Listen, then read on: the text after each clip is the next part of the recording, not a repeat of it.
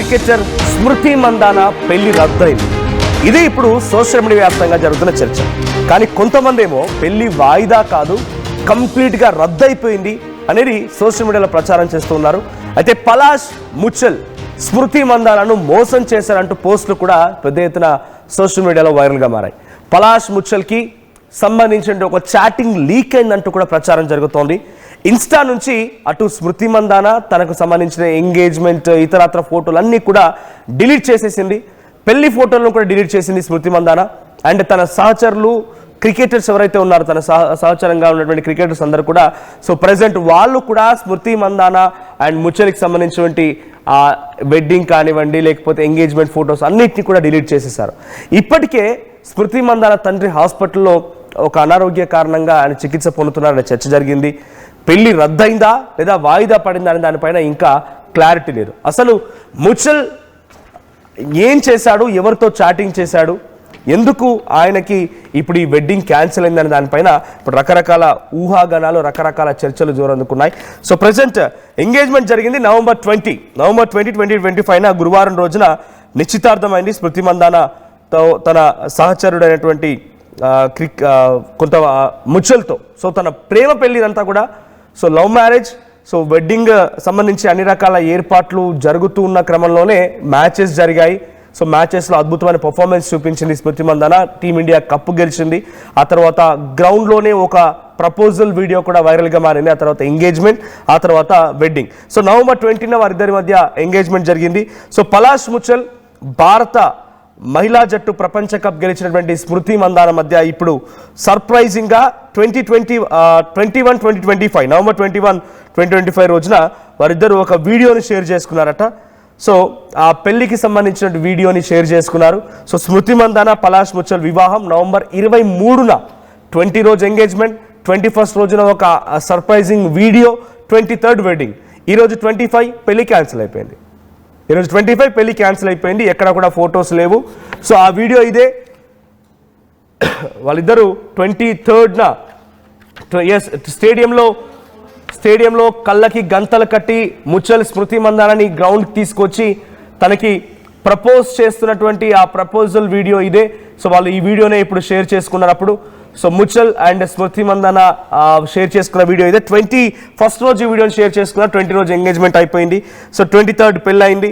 అయితే స్మృతి మందాన తండ్రి అదే రోజున శ్రీనివాస్ మందానకి గుండెపోటు వచ్చిందట. గుండెపోటు రావడంతో ఈ పెళ్లి వేడుకను వాయిదా వేశారు.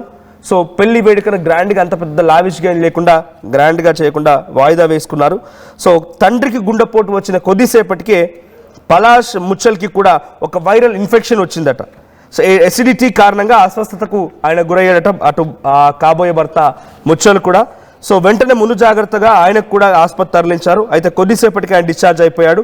అయితే ప్రస్తుతం స్మృతి మందాన కుటుంబం పరిస్థితి తండ్రి ఆరోగ్యంపై కూడా దృష్టి సారించింది. ఆయన ఆరోగ్యంపై మెరుగైన తర్వాత వివాహం తేదీని త్వరలో ప్రకటిస్తామని సమాచారం ఉంది.